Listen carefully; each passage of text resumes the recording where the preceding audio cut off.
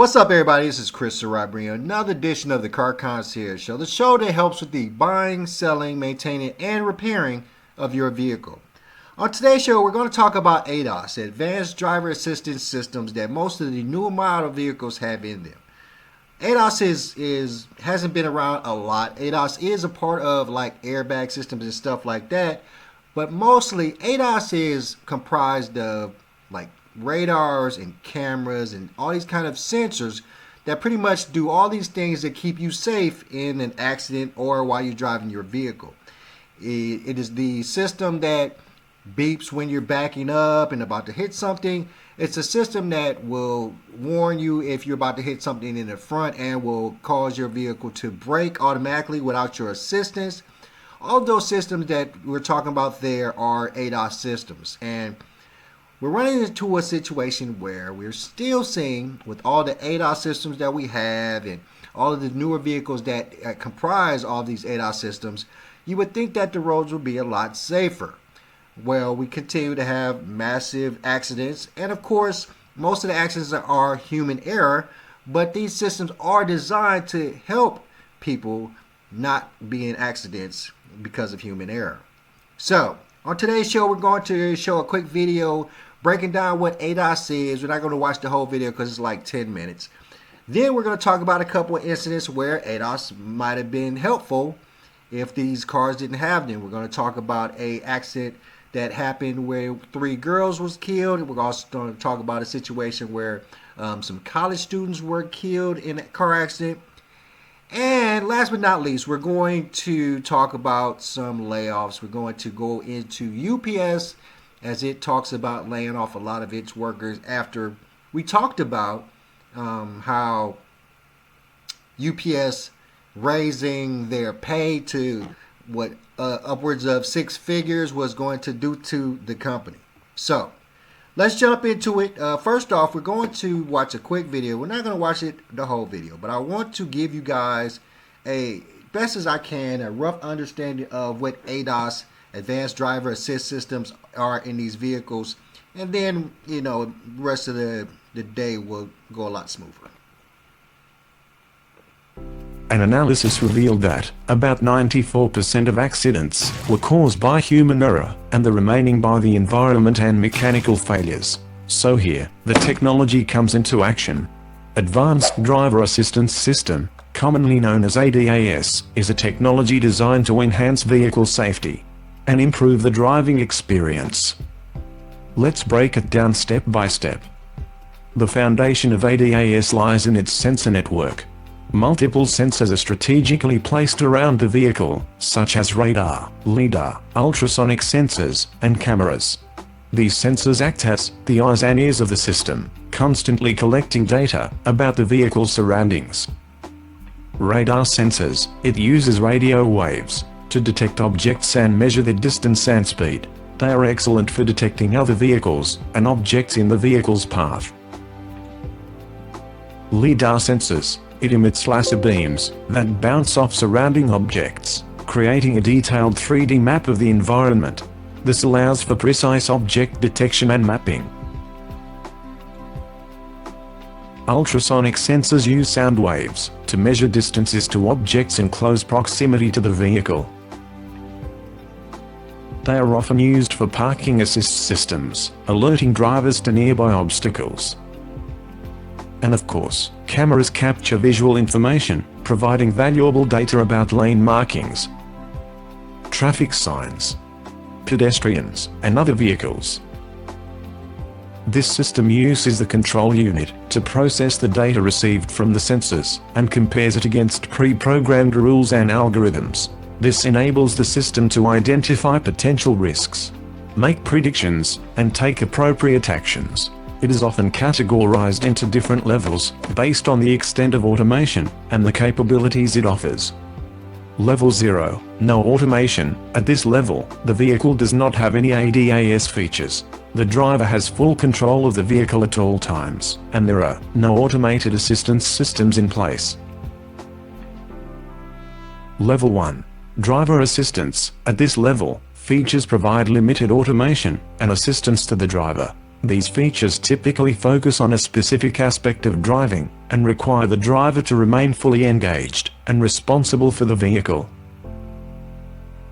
Examples include adaptive cruise control. This system uses radar sensors to maintain a set speed and automatically adjusts it to keep a safe distance from the vehicle ahead. The control unit processes the sensor data and commands the actuators to control the vehicle's speed. Next, lane departure warning. In this system, these cameras monitor the lane markings, and the control unit analyzes the camera data to detect if the vehicle is drifting out of its lane. Lane departure warning alerts the driver to keep the vehicle centered within the lane. And next, parking assist. In this system, cameras and ultrasonic sensors provide a 360-degree view of the vehicle's surroundings while parking. The control unit analyzes the sensor data and provides visual or auditory guidance to assist the driver. In some cases, the control unit can take over the steering to park the vehicle automatically. Alright, so that just gave you a gist of what ADAS is and what it comprises of. And of course, it's one of those systems. Now, we know that the automakers, in some respects, use this to make the price of these cars more expensive. And what's going to happen in the future is that a majority of these ADAS systems are going to not be optional. They're going to be in these vehicles from day one. They're going to be mandatory in the vehicles before they even hit the road. That's what the future is leading into. But ADAS systems are great when they work. So these systems, of course, are computer-driven systems. So they have to calculate data, distances, how a person is moving, all these things. And not all of these systems are created the same, is the best way to say it. There's a lot of ADAS systems in lower model vehicles that just don't activate the same as others. And I know this because, of course, I work at a collision center. So I deal with ADAS every day. I deal with the situations where, people get into crashes and you just don't understand how that vehicle crashed when it has a system in it that is supposed to make it brake automatically before a crash occurs. And this happens a lot. Most of the cars that we work on are definitely 2020 and newer. We do work on a lot of older cars that don't have ADAS, but most of the cars that we work on are 2020 and newer, having ADAS, but they've been in a collision. They've been hit in the front or the rear, sometimes in the side to side. But we have to understand that this is a new technology to some degree. Lots of these vehicle systems, lots of these ADAS systems are completely new. And of course, just like vehicles themselves, you have to work out the kinks. So we see in a lot of situations where these automatic braking systems don't engage correctly, will engage short after the accident. So it's just a situation where they got to work out the kinks. These automatic systems are great. We know that they've saved some lives, but of course we know that people have reported that they haven't worked correctly in cases, specifically in cases where there were accidents. So ADAS is one of those systems that definitely that we as a automotive industry have to continually build on, continually try to improve, because as we know, they're not perfect. Lots of accidents on the road. We're going to talk about some accidents here shortly, but we know that the system's not perfect and it's not fail-proof, and the systems don't always work. I had a vehicle in a couple weeks ago, a Cadillac CT5, was in a front end collision, which is not. It's a 2023, so it shouldn't even be possible that this lady ran into the back of a car. The car should have automatically braked before it hit the car in front of it. But the kicker was that the ADAS system didn't work to a point where, when she got into the front end collision, technically what's supposed to happen is that her airbags in the front go off, the driver's airbag and the passenger airbag if there's a passenger sitting there, to protect them and to keep them from the front. But in this case, what happened was that the front airbags didn't go off at all. And what did go off was her headliner airbags, the airbags that come down out of the headliner to cover the windows. so that, if it's a side impact, you don't get glass on you and stuff like that. Those airbags deployed, but the front airbags didn't act. Which, the young lady was safe, and that's the good thing about this situation, but that means that the system didn't work correctly. It just didn't work correctly. And of course, I'm in the process of replacing the airbags in the headliner. And of course, what I'm going to do is replace all the impact sensors, because there's got to be something wrong with the impact sensors if they're not impacting the areas that they're supposed to. Let's keep going. Just a quick lesson on ADAS systems, and if you decide that you're going to buy a car in the future, make sure that it has certain ADAS systems in it if you can. I'm an old school guy, so I don't. Most of my cars do have ADAS. Don't get me wrong. Not the main car I drive. Main car I drive does not, but it has an ADAS system that I installed in it, that I created myself with some radars that I had and some technology I had. So it has the ability to detect vehicles in front, detect vehicles in the back, alarm sounds, but it's a 07. So it's just a situation where us old school cats learned and drove without these systems. And the one worry that I have about newer people, teenagers and young adults that have lived in a world where most cars have ADAS, they tend to not use their side view mirrors and their rear view mirror. These are things that we've all used to make sure we didn't get into accidents, didn't get into crashes. And the new drivers are foregoing those safety features for the ADAS. And the ADAS isn't always working. One situation I'll tell you about was a 2025 Mercedes-Benz. Okay? And of course, brand new ADAS systems, and of course, rear view camera. So the young lady was backing up this brand new Mercedes-Benz. Rear view camera was working. No beeps whatsoever, but she could see a vehicle behind her. Now, these systems have lines in them that show you how close to them are. They have the red line showing if you're in danger. And the young lady said that the picture showed that the car that was behind her never got anywhere near the red. It was still in the yellow lines. Okay, that makes sense. But she still hit it. Even in the far point of the yellow lines, she still backed into this car. And what we found was that her rear camera, was not reading correctly. It was reading it like it needed to be calibrated, because it wasn't reading correctly. It was showing the vehicle that was behind her as being farther away than it was. And this is what I'm talking about. These systems have to be checked, have to be monitored, have to be recalibrated over a certain period of time. So customers are going to have to spend money to take these vehicles into the dealership to have them recalibrated, especially when these systems don't work. But what you really need to do is go old school and learn how to drive a car without these systems, because we're seeing a lot of people get into a lot of accidents because they're relying solely on their ADAS systems, and that's a bad idea. All right, let's keep going. We are going to first talk about some college students get killed in a crash with a U-Haul.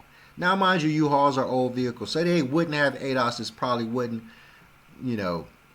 match the ADAS storyline. But I want to deal with a couple of crashes that I've seen, and because it's really important that we talk about drivability and people crashing and ADAS systems, because the whole point of this show, to some degree, is to make sure you guys stay safe, especially when you drive your vehicles on the highway. You got to be safe. You got to be safe. So let's check out the story about some college students that got killed driving a U-Haul. Then we're going to talk about some other accidents that we saw. It was just the scariest moment of my life. I don't know what was going on. Victoria Delano was It was just the scariest moment of my life. I don't know what was going on. Victoria Delano was playing softball just behind Main Street when a U-Haul van came speeding through, striking 6 people Tuesday night. We heard the car speeding up, and then we heard the gates crash, and we heard them hit the cars. She showed us the alert she received from the University of Delaware minutes after the crash, as what unfolded was still playing back in her mind. we realized that those screamings weren't like people having fun, it was people in fear. Well, it's disturbing. I mean, the fact that this has happened twice now in the 2 semesters that I've been here. Freshman Matthew McKay remembers when a fellow student, 18-year-old Noelia Gomez, was killed on the first day of classes last fall when she was hit by a motorcycle fleeing an attempted police stop on campus. Something's got to change. It makes me kind of angry. Is everybody kind of angry? Just awful, plain awful. Nico Hart is one of many students now also reconsidering safety. And this is something that you see everywhere, but I think it's a little more unique to Newark, which is not a good thing. Something desperately needs to be fixed. For now, many here are thinking of those impacted and just how close tragedy has once again come.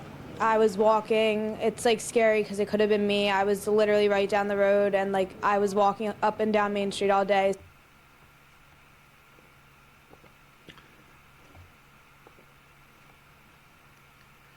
Definitely one of those sad A miracle stories. almost 7 decades in the making. Just another one of those sad stories of college students getting killed. And this is more about a story about, drunk driving and bad drivers. Not much about ADAS, but the whole point of ADAS, the whole point of pretty much anything when it comes to the safety of vehicles is to keep people safe. And if we're losing lives to drunk driving and crashes and all of these type of things, it's time that we make sure that we have to put a stop to that. We have to, it's a police thing to some degree. Drunk driving has been a horrible epidemic that has been going on for way too long. And it's one of those things, it's hard to prevent. You almost have to catch the person drunk driving to realize that there's something that they do and to, levy some kind of discipline on them because of it. But it's one of those things where we're losing lives to vehicles. And as the car concierge, we have to, you have to ramp up to some degree the ability of ADAS to control vehicles, to stop people from running into other people. And of course, this is one of the situations with the U-Haul truck. It's not going to have the ADAS systems that would allow the vehicle to stop if it sees an object in front of it. So it's not that situation. But what I'm talking about pretty much is distracted, inebriated drivers and the ability for ADAS systems to stop them from causing accidents. And, particularly like automated braking. Automated braking is one of those things that would have helped this situation. If it was a vehicle, and of course the U-Haul didn't have this, but if it was a vehicle that had automatic braking in it, and the sensors working correctly, and the radar was working correctly, then the vehicle, when the vehicle was about to engage not only other vehicles, but people, it would have stopped. It would have braked. It would have braked and saved lives. And that's what I'm talking about. I mean, of course I'm an advocate for ADAS, and I'm an advocate for people being extremely safe. I'm mostly an advocate for people learning how to drive correctly, because just like anything else in this world, it's one of those things that you can cut corners on, and I'd almost even go as to say that, particularly for me, all of my kids or children or that I know or trained how to drive, I trained all of them in an older model vehicle that didn't have any ADAS, any of those systems in it, because I wanted them to use their side mirrors, use their rear view mirror, turn their head to look back, turn their head to look side to side. I don't want them to rely on these ADAS systems to keep them safe.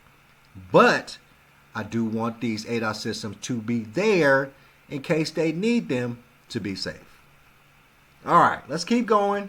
We're going to talk about a really tragic story that happened over in Illinois, where 3 young girls were killed when an SUV plowed into a building in central Illinois. Let's check it out. Sad stuff.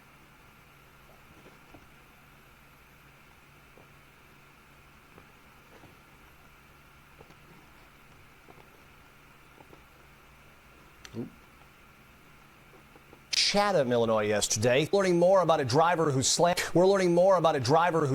into an after-school camp in downstate Chatham, Illinois yesterday. 3 young girls and an 18-year-old were killed. Our Ian Lee is in Chatham where he spoke to a witness. Hi, Chris. Like many communities before, this one is trying to make sense of the senseless. Community members are leaving stuffed animals and flowers in front of the plywood covering the gaping hole at the Why Not After School camp in Chatham, Illinois. Somebody rode through the daycare. The center, 12 miles south of Springfield, was packed with children Monday afternoon when state police say a car left a road, crossed a field, and plowed through the building. Police identified the driver as 44-year-old Marianne Akers, a former food service employee at Chatham Elementary School. She was the only person in the car and taken to the hospital for evaluation. You can see the tire marks in the field from where the Jeep tore through. Residents in this tight-knit community say they're still reeling from what they saw. It's trying not to get choked up, but it's a terrible situation. Taylor Godwin lives near the after-school camp. He says he rushed to help when he saw a child on the ground. It's devastating to think that multiple lives that we had dozens and dozens of years ahead are just gone. Authorities say this does not appear to be a targeted attack and are continuing their investigation. One thing that has stood out to us is that Jeep traveled well over 100 yards in a field, jumped a road, and slammed into this building, going through it and not stopping until it hit a utility pole. When you look around, you see no indication of braking, and that's something investigators are going to look into. In Chatham, Ian Lee, CBS News, Chicago. You might start seeing the flags around the state at half-staff beginning to...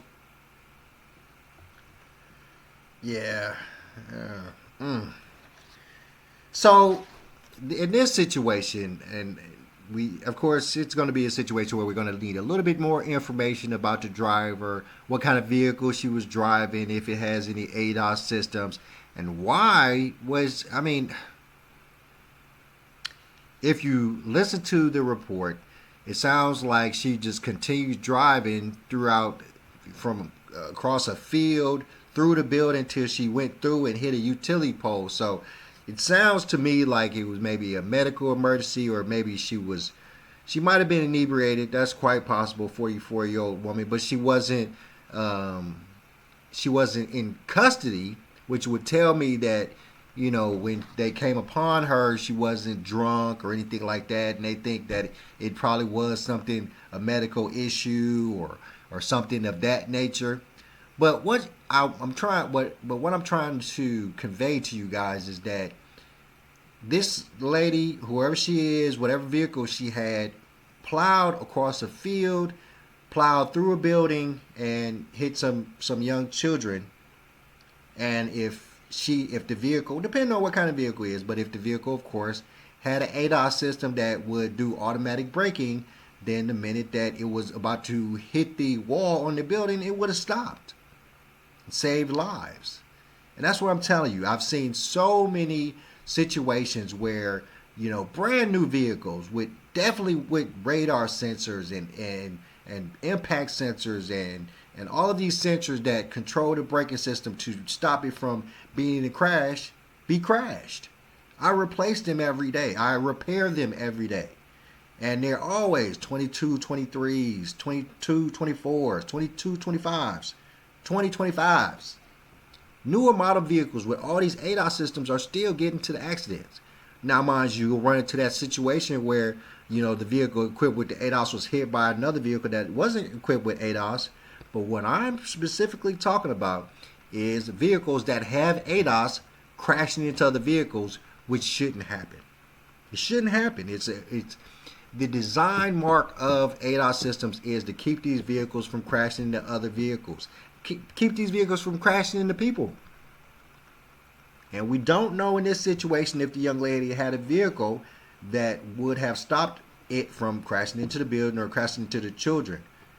But if the vehicle did have it, we would pray that it would work, and we would hope that it would have saved these children's lives. So it's going to be a situation where We know that eventually all these ADAS systems are going to be mandated to be in all these vehicles, because the hope is that they'll save lives. Even if we don't know for sure that they're all working correctly, because I'm telling you, there's a lot of model vehicles that I know of that have ADAS systems. Specifically, my main thing is that I repair a lot of vehicles, 2020 and up, a lot of vehicles. From day to day, a lot of vehicles. And majority of the time, the damage to the vehicles in the front. And what I find is they'll have front end damage, the hood will be buckled, the front bumper will be crushed to the point where I have to replace it, but the airbags don't go off. And that, I'm telling you, horrible accidents in the front, the airbags don't go off. And you know what'd be crazy? The airbag sensors that are in the front bumper that should, when you hit them, should engage the airbags so to keep you safe, they'll be damaged. And this airbag still won't go off. So really what I'm saying is that, of course, with ADAS systems, we just have to do a lot more research. They're definitely going to be a situation where they're all going to be mandatory in pretty much all vehicles to try to alleviate all the crashes and the deaths and injuries that cars cause from day to day. And we're just going to have to wait and see if that really does have an effect on the drivability of these vehicles.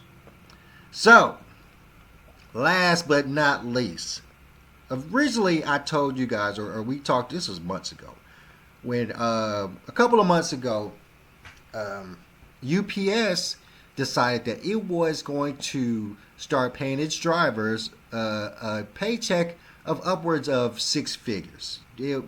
Between like $91,000, and if you did overtime, you could average upwards of $116,000, $120,000 a year. And I know this to be a fact because I have 5 or 6 friends that work for UPS, specifically here in this area. There's a UPS location not too far from this studio, and they all work there. A couple of them are drivers. One of them has got his son a position over there as a driver, and they all were making great money. We even go over there sometimes, and you know, when during like Christmas and all these kind of busy seasons, when UPS was busy, you could go over there and get some temporary work if you really wanted to. I sent a couple of guys over there to get temporary work because they have assistants that'll drive with the drivers, you know, during these times because they're a little bit more busy, just need a little bit more assistance. Well, after UPS decided that it was going to update all these people's pay and pay these people all this money, now they're going to turn around and lay off 20,000 of them. This is just like UAW, guys. Let's check it out. Now we're going to turn to UPS announcing layoffs for 20,000 workers and the closing of some facilities. Rebecca Jarvis is back with the big picture. Good morning again, Rebecca. Yeah, nice to see you, Michael. And these are big job cuts coming to UPS. The company announcing that they will lay off those 20,000 workers and close a number of facilities as it dramatically reduces shipments of Amazon packages, something that's been in the works for quite some time. Like so many companies recently, though, UPS also saying it won't be able to forecast future guidance given the current macroeconomic uncertainty with tariffs. Railroad companies, trucking, airline, and shipping companies have all felt significant slowdowns recently, with U.S. companies effectively sitting on their hands waiting to see how long and how impactful President Trump's tariffs will be on their businesses. Shippers experienced this surge in traffic early in the year as U.S. businesses raced to get ahead of the tariffs and stockpile merchandise and supplies. And now we have this ongoing uncertainty. The more of it that we see, the longer it lasts, the more concerned economists are that it will lead to further job cuts at all sorts of companies, Robin. Okay, and we're going to have more from you in just a little bit. Yes. Okay, Rebecca, thanks.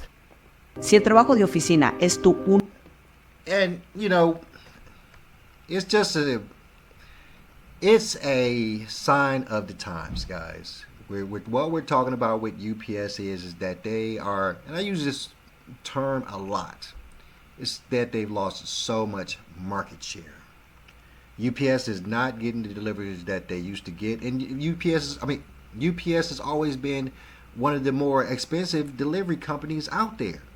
So if they were going to lose Amazon, which is a major shipper, And Amazon is just one of those companies that's going to do its own shipping, or it's going to, partner out its shipping to the point where it doesn't have to pay all these massive UPS prices.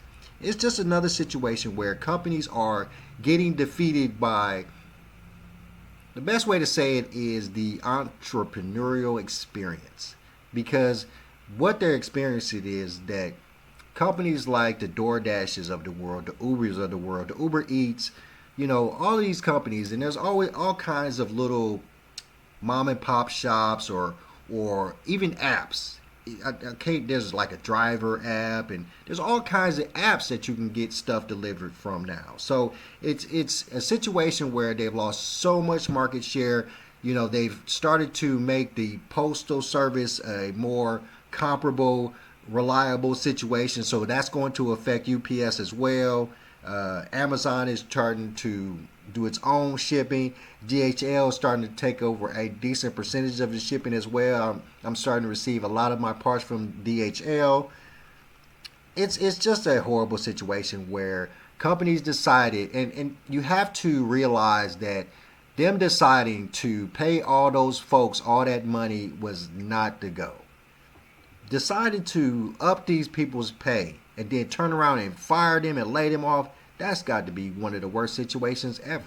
Because you go from a massive high of getting your job that you've probably been at for a couple years or whatnot, which raises your pay and you just boom it. And I pray that, these guys didn't, what they probably did, most people do, is you live above your means. You get to a point where you're getting $100,000 a month, you start living like you got $100,000 a month. And now, a couple years later, after you got that $100,000 a month, $100,000 a year, you ain't got no job. Now you back out on unemployment, getting like $900 a week. It's horrible. It's a horrible situation for a lot of my friends. I hope that the UPS location here local to us is not one that's affected, but it probably will be. It's definitely one of those situations where at least a couple of my friends are going to lose their jobs. And UPS is one of those jobs where you really didn't need experience to do it. It's one of those jobs where, a person who got that job got lucky. If you got a job working at UPS and you were making six figures, you didn't have to have no special education. You didn't have to go through any accreditation, no certification. Somebody hooked you up with a job and you stayed there long enough to get you a driver's position, and then you start raking in the bucks.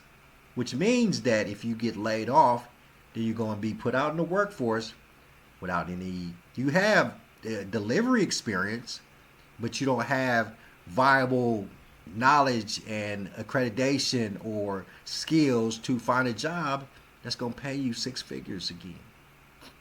So what I will say then is that all you guys, especially all my friends, Velly, K9, all my cats that I love that work at UPS, bro, you might want to start studying cybersecurity or, going back to school or, doing something, because your job might be on the line.